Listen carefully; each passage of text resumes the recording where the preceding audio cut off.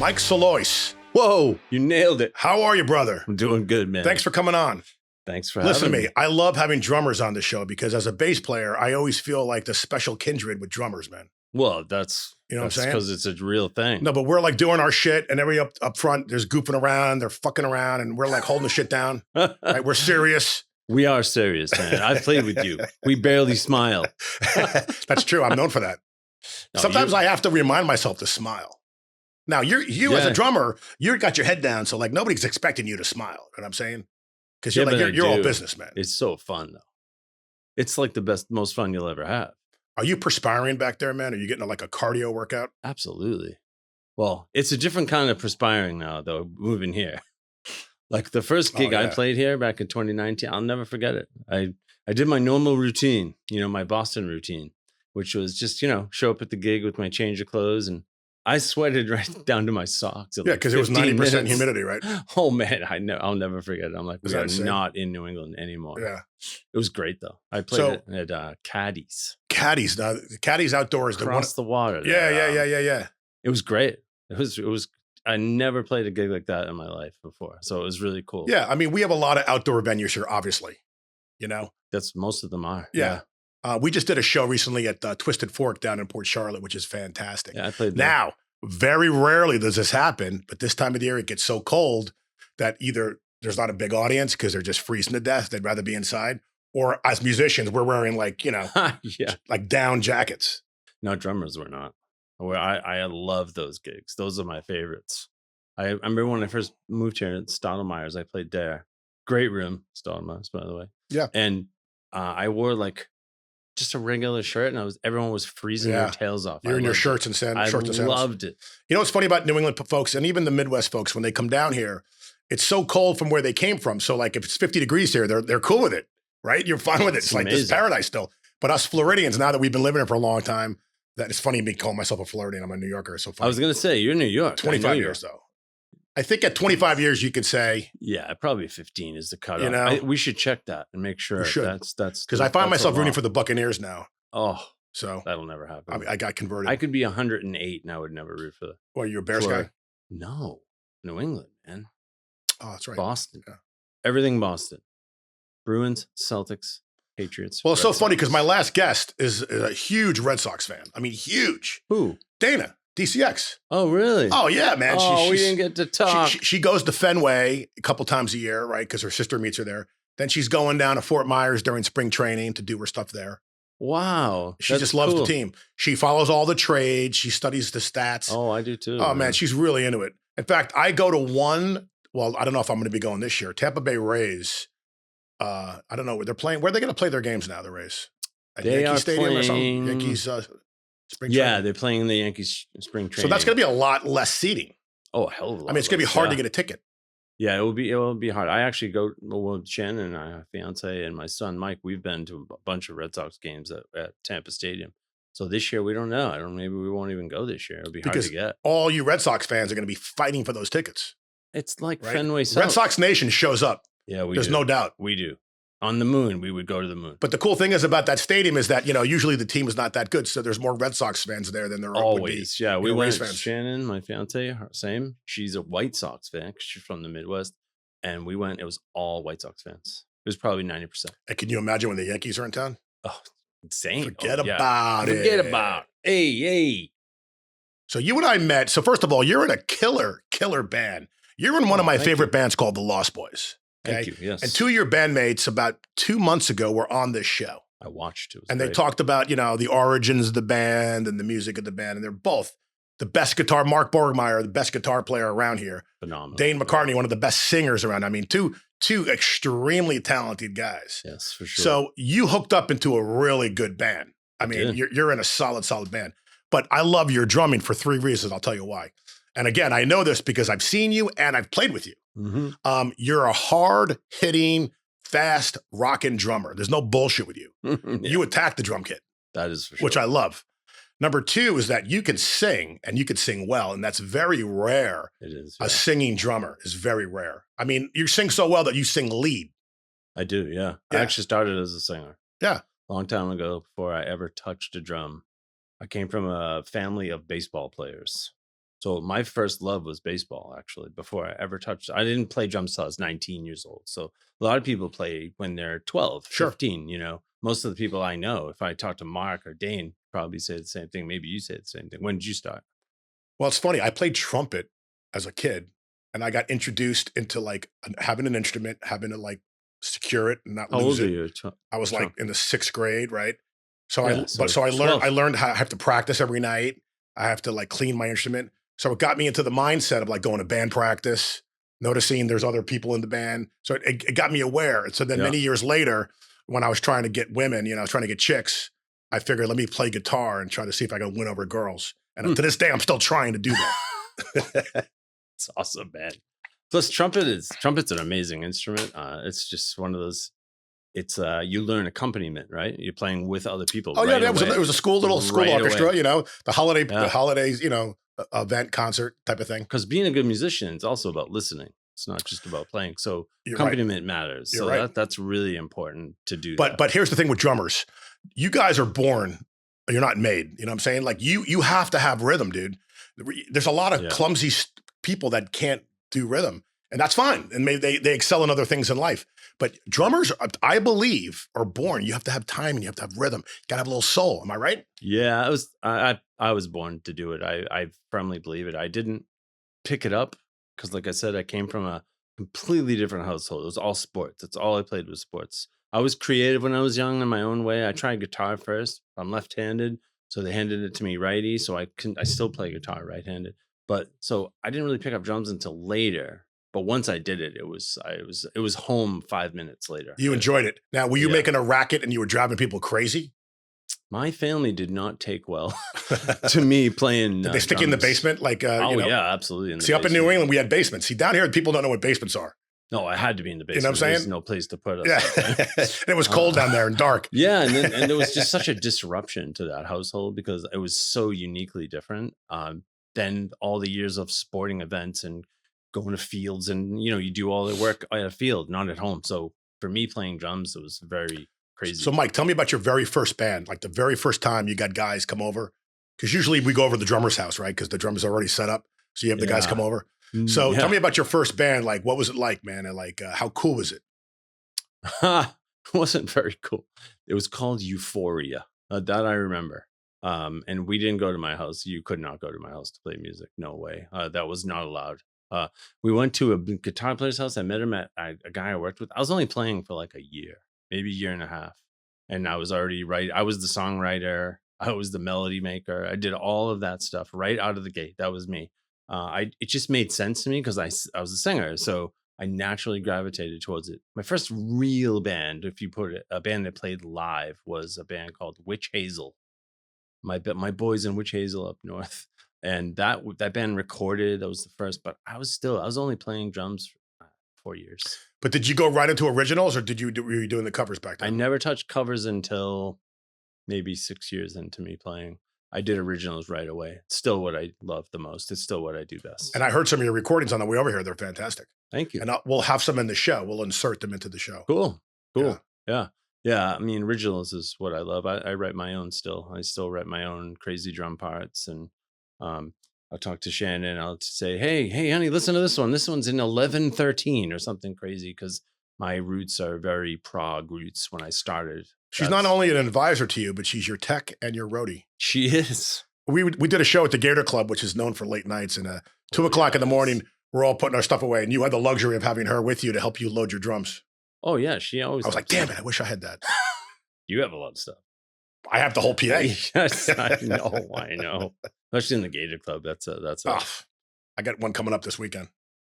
Yeah. So, I mean, yeah. So for me, that was my first band ever. That was a good band. It was fun. It was my first time recording. It was my first time pressing a cassette at the time. First time playing on stage, writing music was great. Oh, shit. Yeah. And then I got into covers. Then at some point, I went to Berklee College of Music. I did their apprentice program. So it was like I never actually was in the school, but I went and I learned from amazing teachers. And eventually I actually took lessons from Mike Mangini from Dream Theater. So he lives right in Waltham, Mass. So I used to go to his house. And that's how I started my journey with like trying to understand what I was playing. Because A lot of drummers, we don't know. If you just come out of the gate and teach yourself, which is what I did, I didn't really know what I was doing. I'm left-handed drummer, but I actually play right-handed. And a lot of what I do is righty. No shit. Yeah, a lot of like if I do anything double bass, it's lead right, which is actually opposite of what you should do. So I taught myself, and I had some what they call bad habits, but I learned later it makes me really unique. So love original music for that, and it's an amazing instrument. So Lost Boys is a cover band, and is a very, very successful cover band. But you guys aren't doing a lot of shows. No. So what are you doing when you're not performing? And we're talking strictly music for now. What are you doing musically? Are you trying to get an original band together? Are you filling in with other people? Are you just recording your own stuff? Like, what do you do with your time? All of those. I write my own parts. So, like I said, singer first, but I'm also a drummer. So a lot of what I do is a hybrid of odd time signatures and melody. And so I put them together in all kinds of different ways. I try them out. I test them out. I'll sing them. I literally have 500 messages on my phone of patterns that I hum into my phone. So I'm always writing for myself, always. And then I belong to other original bands. I'm in a band up north called Ashes to Embers, which is a great band. No shit. So you fly up there and gig with those guys? I've never gigged with them. We're strictly studio, and we do videos. I've done 2 songs. Interesting. With them. Yeah, they're great. Some guys I used to know in my other original band, the one I sent you earlier. That guitar player in that band was actually in that band at first. So technology has allowed us now to be able to record your parts as well as perform live. Oh yeah, on camera. Very cool. Yeah, it's absolutely incredible to be able to do. Do you think? I bet you COVID spearheaded a lot of that too, because when people were forced inside, yes, they had no choice. No, I was actually asked right before COVID to join that band. Now I was like, I just moved to Florida. I wasn't even here. I don't think I was even here a year yet. These are all guys I knew, and I was like, well, we can just write through our Macs, our computers. Yeah. And then during COVID, I'm sure you remember, there was a lot of that jam kazam stuff where people were like doing full songs through 1,500, 3,000 miles away, even more. So we jumped onto that, and that's how we wrote those couple of those tunes I sent you. So it's great technology. I mean, the tech I have in my house now, in my little office that I have, like when I think about the beginning of my career, recording onto tape and punching in drummers, we had to play everything all the way from beginning to end with hopefully no mistakes because you couldn't punch in. When I think about that now, I have an electronic kit and I use this drum library. And if you put headphones on, there's no way you would know they're not real drums. You would think they are. That's how incredible. I like electronic drums because I know it gets a better front of the house when you have a tight venue. I dig it. But sitting next to you playing those drums, unless I have good ears and I'm into the system, I'm going to hear nothing but crazy little rackety sounds. Yeah, that's a huge problem. I have played on stage multiple times with the E-drums and I hate it. I don't like it. I understand the volume part. Totally get that part, especially someone like me. I hit hard. So, but it has no heart. Like even if it sounds the best it can does ever your sound, stick? It's not the same kind of feel, right? No, a lot of people don't realize. Like when you probably do because you might have hit a drum in your life. When you hit a drum, it hits your hand and it goes up your arm. There's a compression element to it. So when I'm at home sometimes and I'm playing on the E-drums, I realize my volume has dropped immensely because it's loud here, but not loud here. So as a result, instead of doing this, when you're on the E-drums, are you doing more this? Yeah, I mean, I'm kind of that kind of a drummer anyway. I know I do hit hard because I'm a rock player, but a lot of what I do is here anyway. So sometimes I'll be playing that and then I'll go play with the Lost Boys and my hands will bleed because the volume, the difference in speed is completely different. Yeah, because you can go off on an acoustic kit, but I never seen anybody go off on an electronic kit. No, because you have to control it. You have to. Yeah, they don't, pedals don't stay on the same. Even if you get the top of the line, and I've had them all, you just don't get the same feel from it. It's you hit it and you hear it here, but you don't feel it. So that's strange. And then you're hitting rubber and it doesn't move. There's all hi-hats. They've gotten much better with hi-hats, for example, but hi-hats are still a very unique instrument. They're sometimes fully closed, sometimes fully open, and all in between. So like when you're playing hi-hats, it might sound okay, but it doesn't feel the same way. How many drum kits do you own? I really only have 2, but they're really, really nice. And you have them both set up in your house, or you put one like No, is ready to roll, and the other one's the electronic one you work with in the I studio? mostly play the electronic ones because it's easy to share. It's easy to quickly bounce down a track so I can hear it against something I've sang, or if I do stuff online all the time. I just finished a song with some guys I know. My DW kits, which is all I play. I play. You like DW? I've been playing them since 1995. I still have my original. Maybe DW will see this and they'll give you some free shit. Yes, please. Well, yeah, no, they watch this jacked up podcast. Do they really? Yeah. Wow. What kind of sticks do you like? Vic Firth. Yeah, That's all I've ever played. I used to have my own sticks. no shit. Yeah, I did. When I was touring, I had my own. It had your name on it and sticks. shit like. Yeah, my Great. stupid signature that you can't tell is me. That's cool. You know what you should do for Lost Boys? You should get Lost Boy sticks and then hand them out, and people will go crazy. They would love that. That's a great idea. We should do that. Yeah. I would love to do that. If you get them like cheap from China, you get like a box of them. Yeah, that's true. You get the blanks or something. Yeah, But you don't play those, but you hand those ones No, out. oh yeah, then you'll grab one of those and you're like, shit, son of a bitch. And it, bleed from those. They'll be all misweighted. Let's talk about the Lost Boys, man, because I really can't get enough of you guys. I mean, I try to see you as much as I can. I know you came down to Dean's to see us once. It's I hard, remember that. and it's hard for me because I'm gigging a lot, and then like everybody else lately, I was sick. There was like a flu going around. I mean, crazy shit, Yeah, right? we all had it too. But seeing you guys is awesome because you're playing the songs, man, that were on our car stereo. I guess this dates us, right? Our car radios growing up, the soundtrack to our lives, those summers where you get your girlfriend, you get beer, you park somewhere where no one would bother you, you're listening to the music, you're drinking beer, and you're having a great evening. And those songs came on the radio, I mean, I'm talking like, man, I mean, for my age, I'm talking like late 70s, early 80s, right? Sure. You're playing those songs, and you're playing them really, really well, man. Thank you. And man. Dane see, that's the thing about what makes you special. Dane can hit those notes, man. A lot of guys could never do that. No. I've played with a lot of people that couldn't do what he does. When you play like Iron Maiden, Flight of Icarus, and he hits those notes. That's crazy shit, dude. It's crazy. I mean, he hits those notes. He destroys AC/DC. I mean, you close your eyes, he sounds like Bon Scott. He really does do that. So that's why I love coming to see you guys. Yeah. And anyone listening to this that hasn't seen you guys, they need to come. And we're going to talk about your schedule at the end of the show. And then you got Borgie, who, the perfect guy to play those songs. Oh, yeah, I mean, a great player. He's a fantastic player. Yeah, he is. Right? And so is Rico. Rico's great. The two of them together. And you need two guys that don't step on each other, right? And they work well together. See, you can't have two alphas when it comes to lead guitar. You got to have guys that can work. No. Okay, it's your turn, and I'll back you, and vice versa. Because sometimes you're a rhythm player. And then you have a solid bass player. I guess he's the newer guy in the Chris band. Leary, yeah, he's very solid. He lets me be me, and he's always there when I come back. That's it's all because about that. sometimes I go Bass a and little drums, crazy baby. also. So having him always be that foundation. But here's the thing, though. Even though you say you may go crazy and you got to come back, I know for a fact that your foot is still rock solid, man. You know what I'm saying? Yeah. So you're not losing shit. You may be experimenting and doing some fills, but you're in that fucking pocket. Yeah, my first job is timekeeping. So I'm always listening to click tracks, always. Even when I play with you guys, I map out every time I play with a band. Doesn't matter if I play with them every single weekend or I play with them once.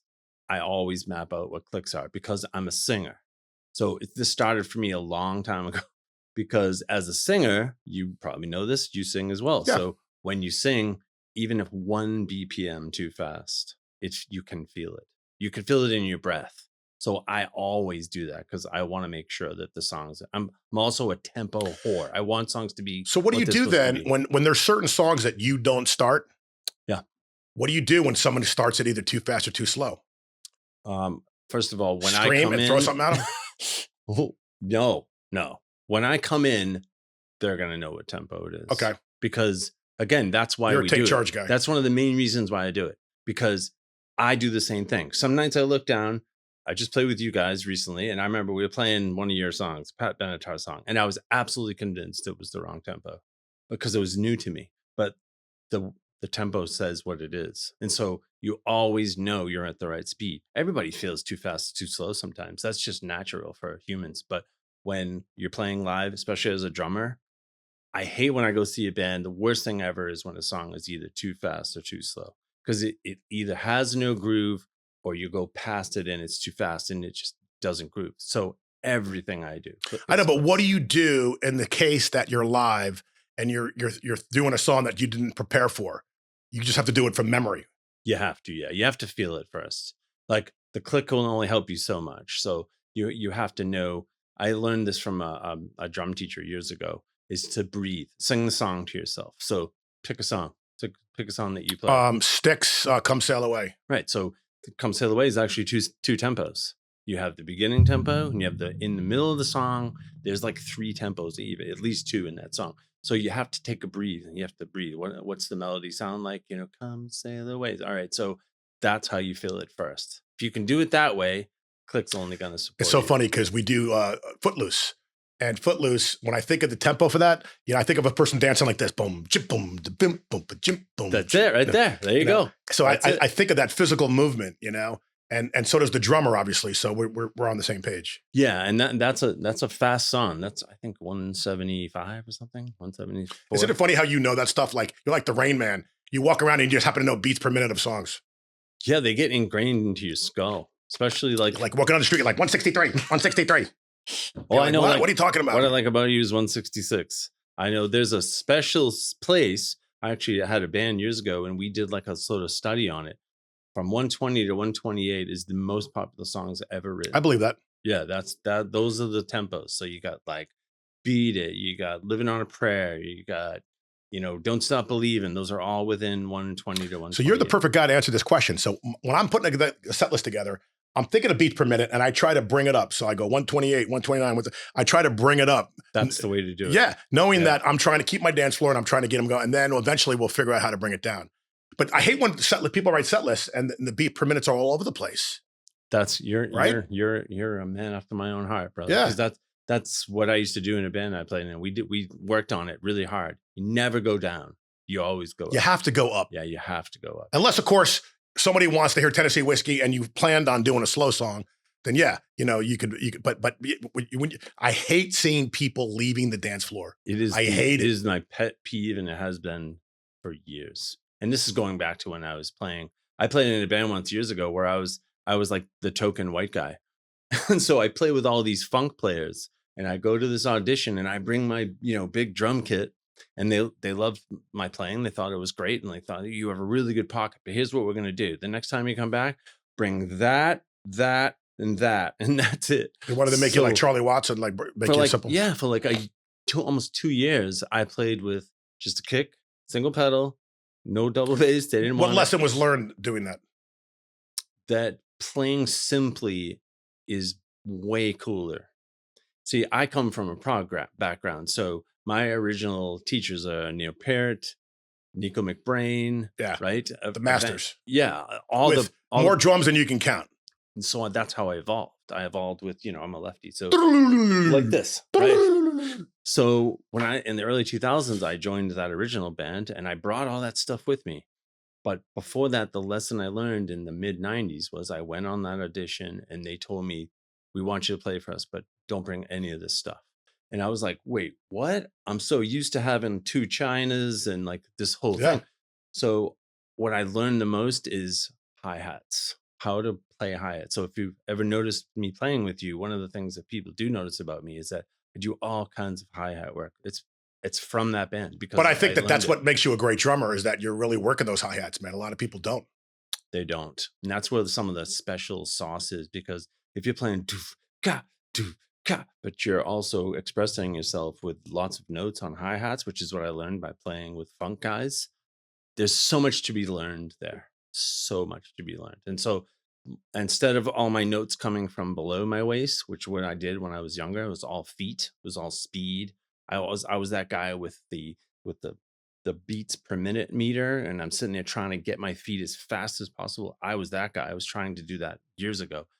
It changed and it drifted to the top of. So is it safe to say that you're maturing or maybe evolving as a drummer?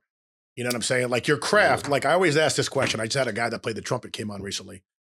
Cool. And I'm like, he told me, he goes, if you're not getting better, you're getting worse. Like you can't just maintain. You got to keep working your craft, man. Do you feel the same way? I absolutely work on it all the time. I'm always working on rudiments. I'm listening to new drummers. Like, here's a question for you. Like, when you're younger, a lot of people in our age group, they stay within this 80s thing. For example, there's a lot of really good music that has come out recently. So I talk about this all the time with people, so listen to new music. It'll teach you what the trends are, especially in the drumming community. It's always Ginger Baker had a documentary out, the fabulous Mr. Baker, where he got into world music, he got into African music. He went back to where drums freaking were invented. He's a beast. I started playing that stuff. Yeah, he's a great player. I actually saw his kid at the Zildjian plant up in Massachusetts. You ever go to NAMM, the NAMM show? I have, yeah. I used to go to NAMM. I used to be a NAMM member. I used to go.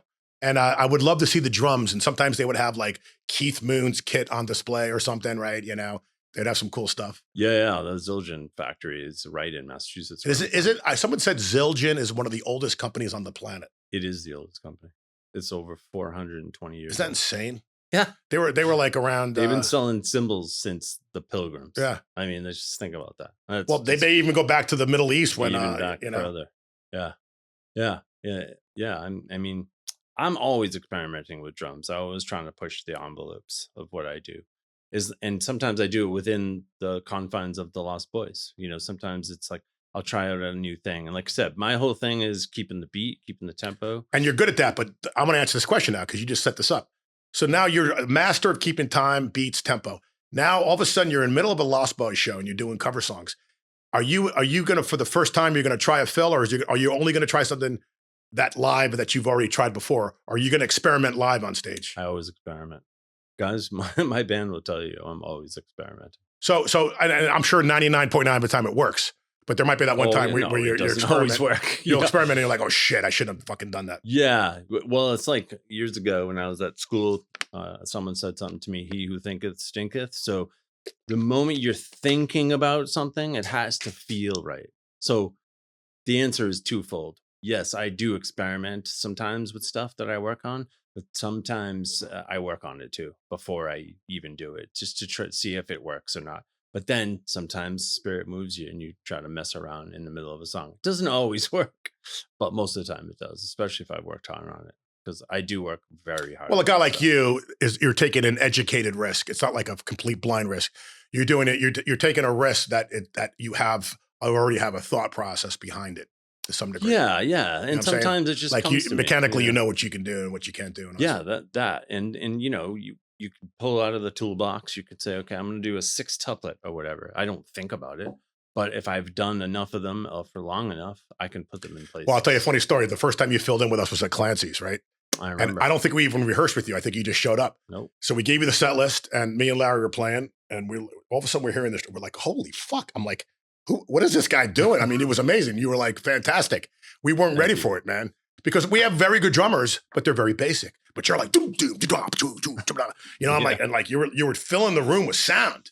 And as a bass player, I loved it because it just, when I'm playing with a better drummer, I'm a better bass player. I don't know how to explain it. It's so much easier for me. That's just true, period. It's easier for me, man.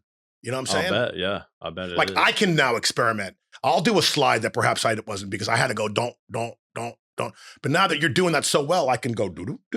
I can go around it, and I'm like, fuck, that's cool, man. Like I can add these things, That's and it's imagination. It's why you started playing. It's to, we all start off with like a foundational thing that we start off with our playing, but if you can't just stop there. You have to keep going further. I mean, this is just me. This is what I like to do. I'm not the greatest drummer in the world, but I really do think really hard about rhythms. I hear them in nature. I hear them in the dryer at home. I hear them. So I'm always experimenting with different types of rhythms because I hear them all over the place. They come from my crazy brain, or they're based on some other thing, or it's a melody that I wrote, or it's, Shannon will tell you. I never stop. Maybe Shannon will tell me that while you're sleeping and you don't realize it, you're actually like a dog does. You're like playing drums. You're like, would you, honey? She probably. My dog's running. My dog's running while he's sleeping, and he's like. Did you hear the dog? I just heard it. Yeah, I love odd time. Odd time's my favorite thing. And it's funny because I love even numbers, but odd time is so much fun for me. So when's the next Lost Boys show? We are playing 18th at Woody's. 18th at Woody's. Am I going to be around 18th? That's a Saturday. It is. It's this Saturday. Yeah, man. I think I'm available. You should come out. You should sit in with us. You come play with us. Yeah, that'd be very cool. Chris would love that. I would love that. You should come in. What do you know that we play? I mean, I'd have to look at your set list, but there's certain. I'm sure there's something. You should. I'm saying it. Special guest. You're doing it. Yeah, man. That'd be cool. What song? Let me think. I'll get back to you. Yeah, you'll send me your list. I'll look at it. Yeah, I will. I'll get back to you. We'll get you up there. That'd be fun. But just make sure you dress warmly, man, because Woody's is always freezing freaking cold, man. It's crazy. That wind comes off the little river there. That one's not as bad as Stoudemire's. It's really chilly. You know what? When it's chilly. I love Stoudemire's, but it's something about it. I always notice it. Yeah. Yeah. But isn't it funny how, to your point earlier, either we're so hot, perspiring, like my strings are covered with sweat and I have to constantly wipe my guitar down to a point where I'm shivering and I can't go in. My fingers hurt from playing in the cold. But you're from New York. You must have played. I know, but I'm a baby. I've become a baby, dude, as I'm getting older. Yeah. Well, you know what I'm saying? I mean, the worst gig I ever played was halfway up a mountain during a snowboarding contest, and it was literally 30 below zero. That was the worst gig. I know, but doesn't that affect your performance? Like, to a point? Of course it does. Where like not only you're not comfortable, but you have to have blood in your hands to move them and your extremities if you're a drummer. So it's worse for you guys though, because at least we're moving, even if it's really cold. My core temp is changing. Yours is just here, and oh my God, I'll never. Now tell me about the skins. Like, what happens to the skins of the drums when it gets like that? The weather, they die because they get either tight, right, to a point where like they're not the same. You know, they're like. No, like I'm the type of guy, like I always tune my drums like a piano. When I play with you guys, Shannon will tell you, I tune my drums like that. So in this heat down here, they don't stay in tune. They can't stay in tune.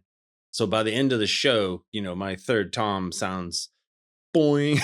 So cold is like the opposite problem. They stay in better tune, but something happens to them. They die. I'm glad you brought this up, because a lot of guitar players that are out of tune, before the next song starts, they'll go like this and tell the singer, "Hey, hold on, give me a minute and we'll tune it." Right. Can you tune on the fly? Like how are you tuning? Yeah. And all of a sudden you're in the middle of a song. Can you take one hand and tune something as you're performing, or do you have to wait till the song's over? I would shock you with the kinds of things I have to do when I'm performing. For example, I'll give you one example. I was playing with the Lost Boys at Stoudemire's, and we have a song that goes from one song into another. We do sequencing. Do you know what that is? Yeah. I'm sure you do.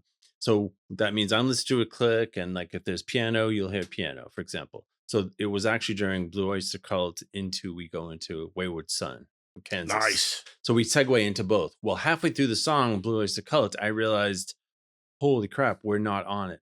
So either I messed it up, or we came in late, or whatever. So I'm literally playing and listening to us while I'm performing the song. I'm listening to the song, and I'm finding where it ends so I can go into the next song like they're used to hearing me do it. So I literally had to do that during the song. That's happened. One time when I was playing with Rebel Heart years ago, when I first moved here, I downloaded a song through the internet of Dean's while we were on another song.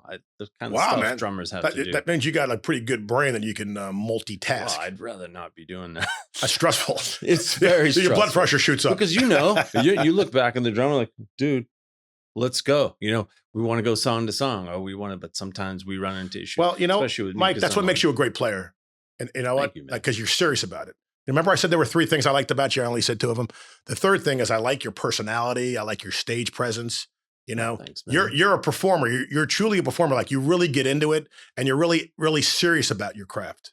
Very, yeah. You know what I'm saying? Like, you'll smile and have fun, but at the same time, you're all business, man. It's like you're the alpha. I'm going to run this train, right? I'm the conductor. Yes. Let's get on board. Yeah, you nailed it, brother. That's exactly how I approach it. And that's what we want. That's what we need. Well, and good drummers, that's what it is. I know a lot of good drummers, and I think that's what we all have in common. And I think another reason why the Lost Boys are so good is that they realize that they got something special with you, and they let you do your thing. I think Lost Boys is a bunch of superstars that come together. I really think you're all the best at what you guys do. You know what I'm saying? Yeah. And you come together. Yeah. I mean, some of the tunes we take on Carry On Your Wayward Son, you just mentioned that. That's a hard song vocally to sing. With a sequence. No.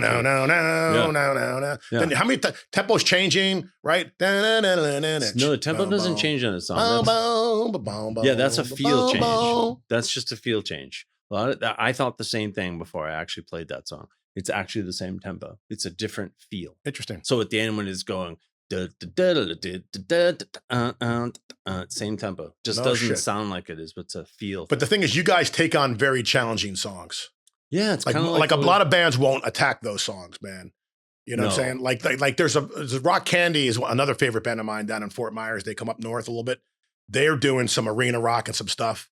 Sunset is doing some of the fun hair stuff. Yeah, but you guys are doing like the adult FM rock that like nobody wants to do because it's hard as fuck. But yet it's but it's the coolest stuff. Well, we think so. You know? I mean, we love playing the tunes we play. When I first joined them, I was playing with a different band, and when I saw their set list, I was like, oh, absolutely, let's go. Some of the stuff was like, early Priest.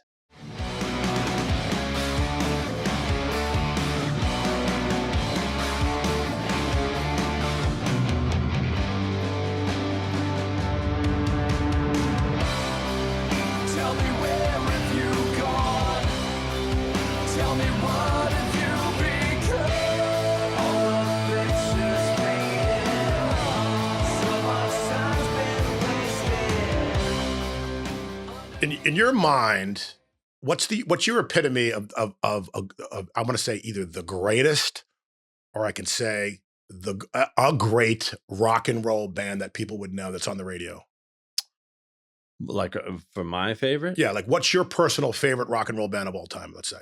Oh, it's like an era question. My favorite band that influenced me the most, like King's X. They're a band called King's X. Do you know who that is? They're like more like I'm gonna say acid rock, but they're more like a prog. Are they prog? No, groove meets prog. Okay. See, early in my career, Iron Maiden. No question. Rush, Iron Maiden. That's what spawned me to play music. But before I played music, I just loved those bands. I loved that metal stuff. So that was big for me. But in like high school, I was known as the guy that knew the obscure bands. I could name bands most people would never heard of because I loved those types of bands. It's before I played, but after I played, it's a different thing. So like I said before, I was really into metal, really into prog stuff. And then eventually in the mid 90s, I had a friend of mine named Mike Berlami, a great bass player up north.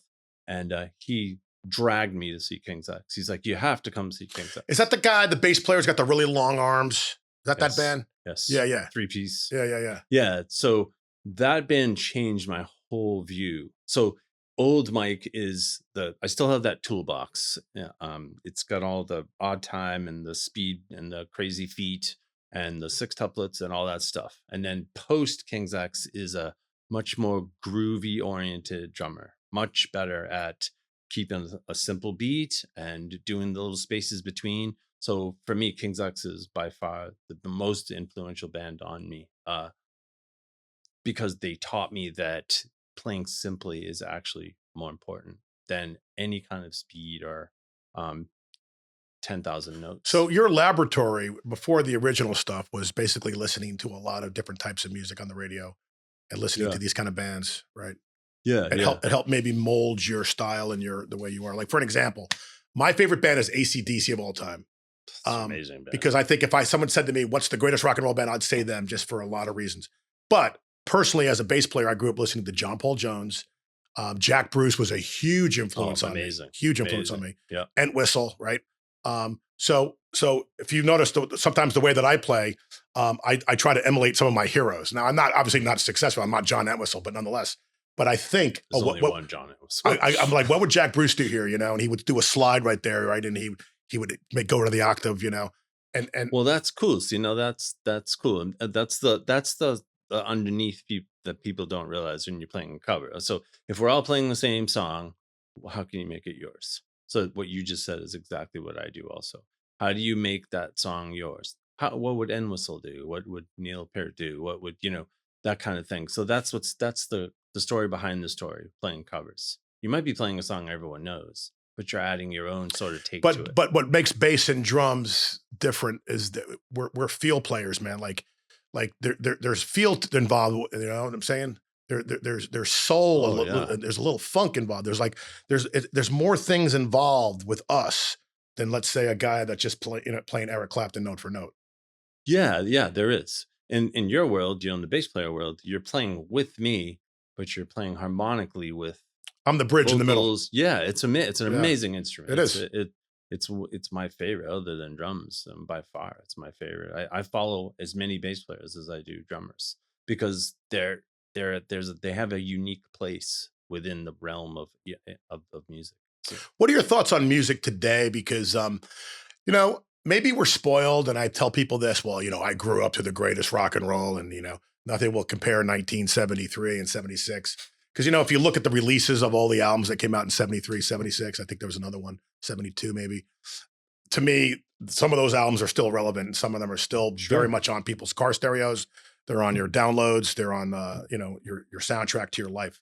But I know that music changed a lot as far as technology, and I think that the consumer, I think, is more geared towards, or at least the marketing is more geared towards a consumer with pop.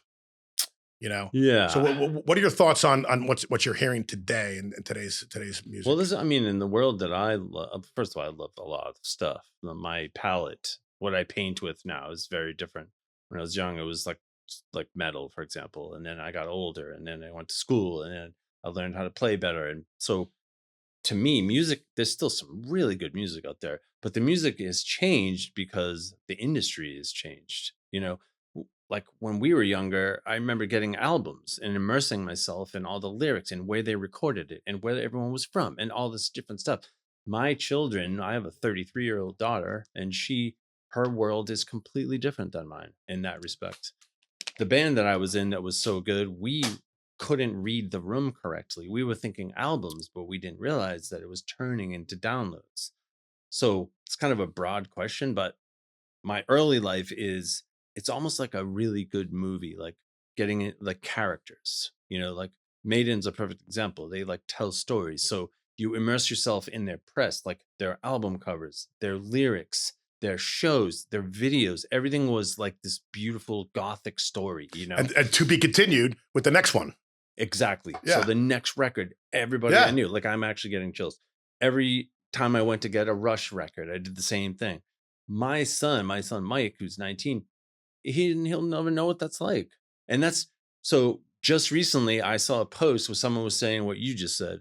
Oh, obviously our music was the best, ever, and all this stuff. And so my response to him was like, you realize that people have been saying that since Mozart? It's subjective. Yeah. That's just because it's the world you grew up in. It's the passion that you have. There's plenty of good music right now. I don't know, in the metal world, there's a band called Sleep Token that is absolutely incredible band, really groundbreaking, really different.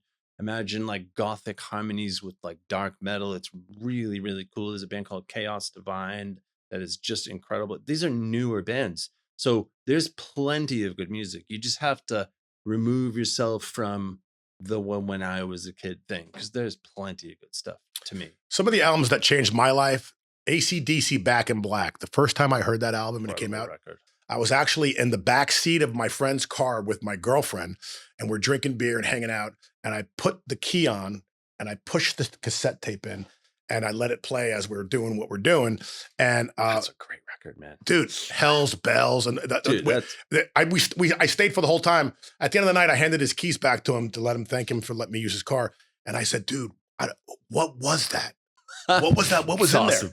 What was that? That was the greatest thing. I immediately went out and bought the album.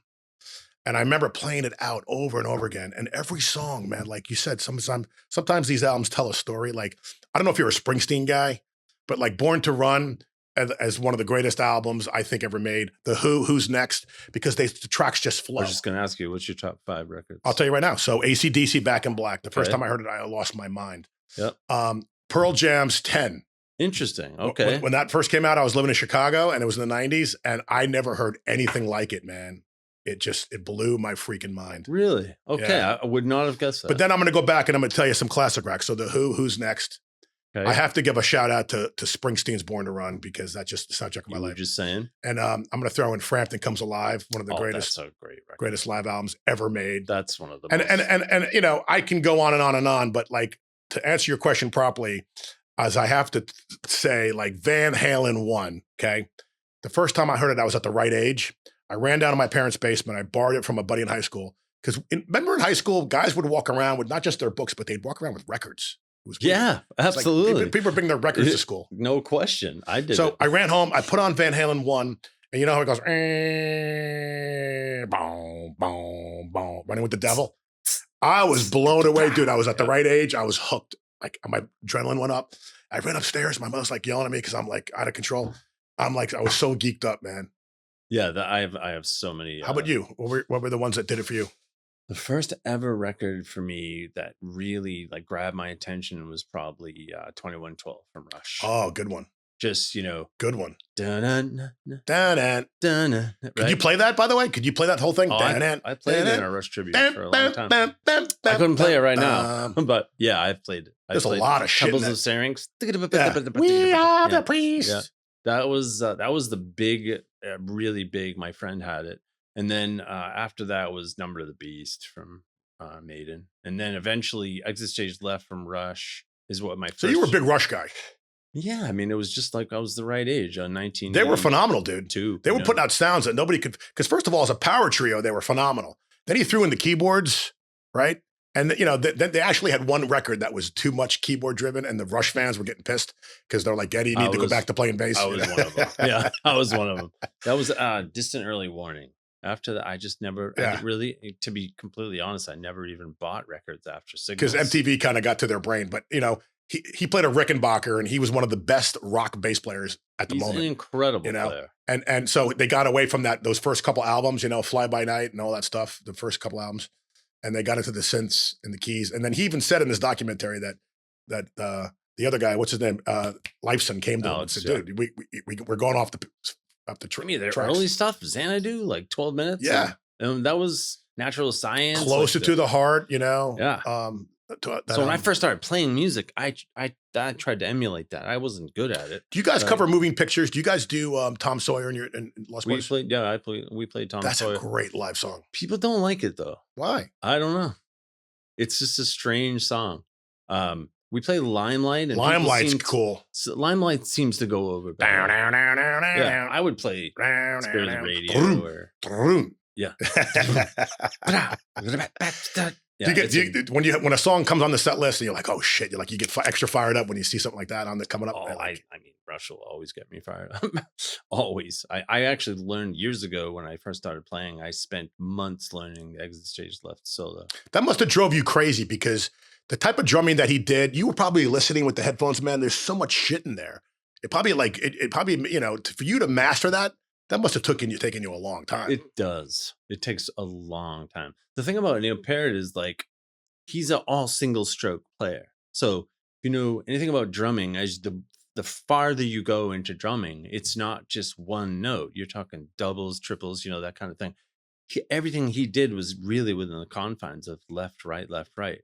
That's what makes him such a genius, because some of the drum parts that he wrote are just mind blowing. That he, like a song, I don't know if you know Subdivisions. That song is just genius level drumming, because drummers can play it. I can play that song now if I spent time on it. I haven't played it in a long time, but it's the genius of going in and out of time signatures, 3s to 4s. To 3s but help our viewers learn, how does that happen? Like does that happen in the studio when they're writing, or does he already come with the idea to the studio? Like why is he deciding as the guy that's driving the force to do those things? You know what I'm saying? It's like, is that what makes him a Mozart or a Beethoven? Is that he's that brilliant? Sure. That he has the brain power to figure out this will work within this confine? Well, it's also about the people he's playing with too. So there's like that give and take. You know, you have the people you play with have to allow you to be you. So by the time I got into real original playing, like in the early 2000s, I was playing with people that allowed me to give my special sort of voice to things, you know? So with me, it's like odd time stuff. So Neil Peart, he's like my first teacher. So he's a songwriter, lyricist. Like he writes those crazy drum parts. So he has to have people around him that are like, you know what, that's pretty crazy, but we're gonna do it. You're right. So like that's why people always called him the professor. So he's my first teacher, so I tried to play like him. I can recall playing like Men in a Box years ago and putting crazy fills in it. So coming out of the gate, I was emulating him a lot.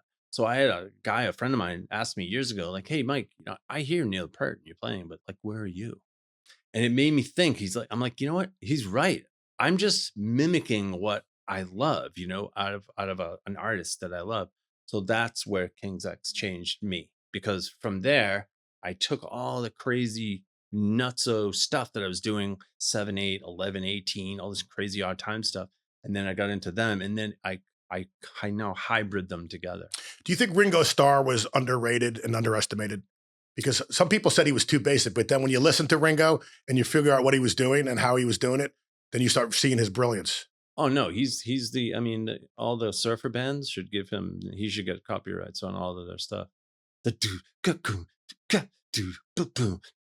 Ringo, man. They just stole it from him. But why isn't he in the conversation? Like, it's always Bonham or Peart. It's like there's so many other drummers that could easily be in that upper realm of classic rock drummers. They pushed the envelope. Bonham was like a Purdy Shuffle guy. That's what he did. That's what his whole. But was he also known as an arena drummer that was very, very hit hard and was very, boom, boom, like he was a monster in that sense? Master of precision and feel. That's what Bonham is to me. Whereas we're maybe not as many fills as other drummers might have been. No, but like listen to Fool in the Rain. That's like one of the most incredible drum tracks.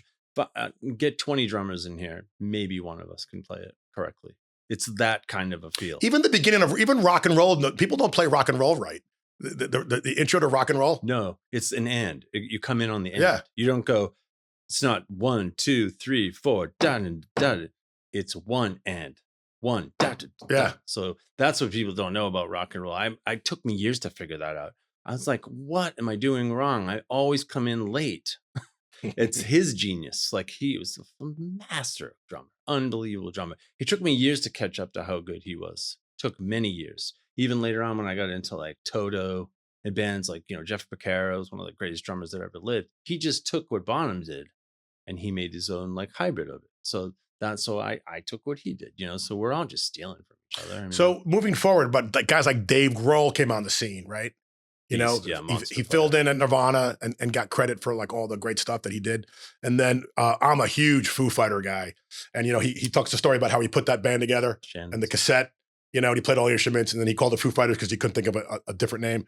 And then it became what it is. And I seen a lot of his shows. I know they're on hiatus right now, but I love Dave Grohl. And I love the fact that he transitions from a drummer to a guitar player, which probably makes him a better guitar player, knowing that he's got the drum background. You ever seen him talk about how he writes his guitar parts? Yeah. So, but he talks about like from a drumming perspective. Yeah. I love that when I see those interviews because that's just like the E string is his kick drum and like that's right. That's just and awesome. He understands hooks and he's a hook master. I mean that's what makes him a great artist. He's a fan. I mean, his songwriting is amazing. Drummer is incredido drummer. I mean, there's people that talk about him. He just has that it factor. When you listen to him play, you just know it's him. You wouldn't even know. You don't even have to look at the screen and it's Dave Grohl. He's like that kind of drummer. It's amazing to watch that because that's hard to do behind the drums. Have you ever seen the footage of him playing with Tom Petty years ago? Oh yeah. Dude, he completely changed that band. Right. One guy all by himself. They got heavier, they got more aggressive just because of him. So he's one of the most fantastic. So I had a chance to meet Shannon Larkin. Yeah, I've met Shannon. Right. That's funny because him and Lars and Ringo, they're all little guys, man. It's hysterical, Shannon's very. But I met Shannon. I thought I almost broke his hand when I shook it. We was at a charity event. But what a powerful drummer. And what I liked about Godsmack shows, I don't know if they still do this, but Shannon's doing his thing, right? And then all of a sudden a second kit will come out. Sully, yeah. And Sully gets on and they do this back and forth thing. They're New England guys, right? Yes. They do this back and forth thing. Oh, man. They're from Methuen, Mass. The first time I saw Godsmack, I immediately got on the phone with my friends and go, I just saw the new face of rock and roll and it's fucking Godsmack. I remember when they made it, there was a guy up there in WAAF in Boston and he was playing their songs and he wasn't supposed to be doing it, but people started calling in the radio station. He actually kind of broke them. His name was Rocco or Rock, something like that. But I remember when they came out with that song, Whatever, and that just blew up. Next thing you know, they're on Ozfest. I actually opened for them as a cover band. No shit. In this little shit bar in Lawrence, Mass. And like 2 months later, they were like on Ozfest. Well, our viewers would like to hear some of that. So tell us some of the people you've opened up to that they might know. I played in the Music as a Weapon tour with Disturbed in 2003. Now that guy's got a sick voice. Yeah. What's that cat's name? The lead singer? Dave Draymond. Oh my God. I never heard a voice like that in rock and roll. No, unbelievable. He, you know what he reminded me of when we played with him or whatever? He reminded me of Rob Halford when he was young. All right. The Gulf War had just broken out. We got a call. We entered this contest. We sent one of our songs that I'd sent you earlier today. And they picked us to play this show in Lowell, Mass. And the Gulf War had just the second one, not the first one, the 2003 one. So, and I'm standing there, we're all watching the TV and like, whoa, were they going to win? Then I hear someone say, wow, this is crazy, right? And I looked and it's Dave Draymond. I just remember going, whoa, like that was crazy that it was him, right? Nicest people ever. But man, his command of a crowd I had not seen since the early metal days, like Halford and, Bruce Dickinson, that kind of thing. So yeah, that was a pretty awesome. But then he does a cover of a song called The Sound of Silence, which is a Simon and Garfunkel song, which you wouldn't think. And he's brilliant. He masters it. Oh, he's because his tone, singer. Incredible. It was perfect for that song. They were one of the first bands I ever saw do sequencing. That's kind of like what we're doing that early. Why don't you explain to our viewers what sequencing is? Okay, so like if you, the easiest way to describe it is, the song Funky Music has horns in it, right? So if you play funky music and you go see a band that plays 4-piece, you're not going to hear horns. You have bass player, guitar player, drummer, singer, right? So sequencing is when you take the tracks and you, at the right time, as long as you're in time with it, you will hear horns where they're supposed to come out. Now, who runs that? I do. Okay, so you launch that. I do. I write. And you turn it on and off. And where do you get the tracks from? There's sites you can get it from. Okay. The one I mostly get it from is karaokeversions.com. That one is great. And you can just take them and just go on stage, but I go a little bit further. I take all the tracks, I bring in the click, and then whatever we're using. So in our case, we don't use vocals really hardly at all, but we do a lot of keyboard. We used to have a keyboard player, Ray, who played with us for a long time. So we didn't want to lose those songs. Like we play some kind of unique tunes. Yeah. Wayward Son is a classic example. Yeah. And you can't really play that without piano. So we bring in the sequences. So when people see us live, we sound like the. Did it ever go haywire on you? Ever have any technical issues with that? Not. Well, I mean, people wouldn't know, but yeah, from my perspective, sure. Yeah, we sometimes miss a beat and I just shut it off. Sure. But early back in the day, we used to have these, like in my original band, we had mini disc players. So the originals is where I learned it first, by watching Disturbed. So when you go and you produce a record, sometimes you're bringing in synths, so you're bringing in explosions or whatever you're bringing in, extra harmonies, double guitar parts, whatever.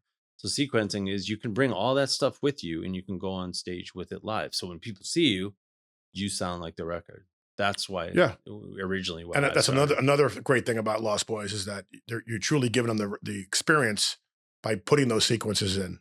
Yeah. You're hearing piano where there's piano. Right. You're hearing, sometimes there's little extra just stuff, percussion. When we play, we just added Rock of Ages, for example. It has a cool clap through the whole song. You don't realize it's there until go home and listen to it. You'll hear it. Right. Rise up, right. Right. So you hear that when you see us live. You'll hear that, and it's there's purist drummers, and especially I belong to a lot of groups. They don't like it. A lot of people don't like it. Could the Lost Boys strip down and do an unplugged? Oh, absolutely. And how would that sound? Well, we have really good vocals in Lost Boys. Sometimes I think with our heavy music, you don't hear it as much. I'm singing, me and Dane sing really well together. Borgie sings, Rico sings, we all sing. Chris sings, we all sing. So we could definitely do stripped down versions. We do it because you remember Unplugged on MTV was the biggest thing for a couple of years, man. Yeah. Everybody did it. Nirvana probably has the greatest recording of an Unplugged show. Yeah, I remember it started with like Bon Jovi and those guys. So, Kiss even did an Unplugged. Yeah, I mean, you're talking about like Pearl Jam. They did one that was killer. I thought it was great. Nirvana. I used to do it. I used to go into the radio stations and just do our heavy music with acoustic and some bongos. It's killer. If you have good vocals. Do you have a cajon? Do you ever play the cajon? I've played one. Yeah. Yeah. I have. I'm not as good at that as some people. Well, it's got to be, if it's too short, then you got to really get down. Do they make them different sizes? Like, oh yeah, yeah. I once played a gig and I just got asked to play percussion, and I was trying to turn it into a drum kit. And like guys who play percussion well they play around the drum kit. You know what I mean? So I'm always drummer focused. So I did a gig once. You ever play your drums and there's a guy next to you doing nothing but full on percussions?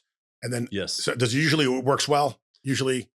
I played in like 12-piece bands. It's amazing having that percussion thing. Well, someone that really knows how to work a tambourine, for example, because there's a lot of shit they can do. So much. And I try to, like, you know, when I go on stage live, I try to bring it with me. Now you can, digitally speaking, you can bring anything with you if you want, but it's so much better with a person doing it. It would always be better to have that percussion, just an egg shaker even. It's killer.